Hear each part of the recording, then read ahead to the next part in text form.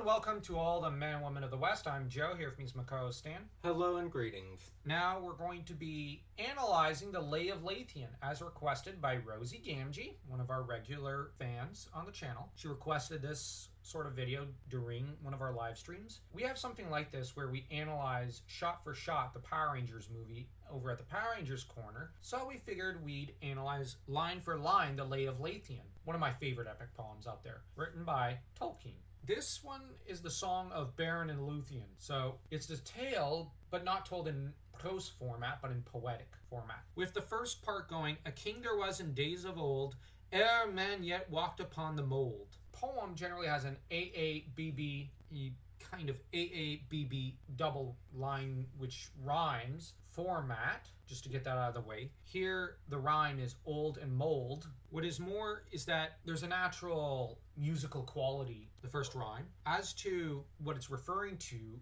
it's Elu Thingol, father of Luthien, whom reigned as king over Beleriand for such a long time.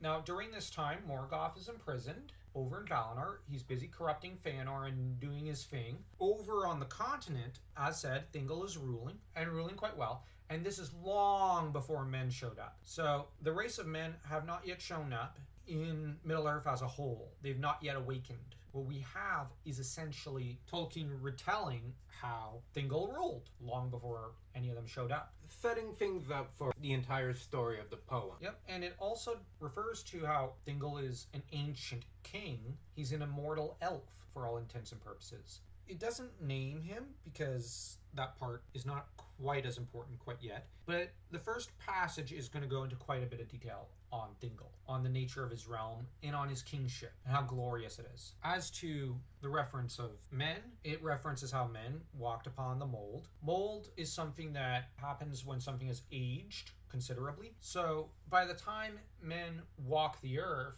has become fairly moldy. Thus, it's no longer a young place. So we have a lot of references to entire eras are spanned and put behind them, and that's it. There's also, in terms of, if I had to throw a color in there, it feels gray. The gray of morning. It feels like it's already almost dusk, except it's gray, like misty, foggy. There's not much to analyze here like there is in the next passage, but there is a sense of ancientness already. So that's it for our analysis. Nothing really complicated. It's fairly straightforward. Yeah, the next part's going to be far more complicated. And that's going to be for next time. We're going to have quite a bit to discuss about that. So if you enjoyed this video, feel free to smash that like and that subscribe button as though you were Morgoth trying to smash Fingolfin into itty-bitty pieces.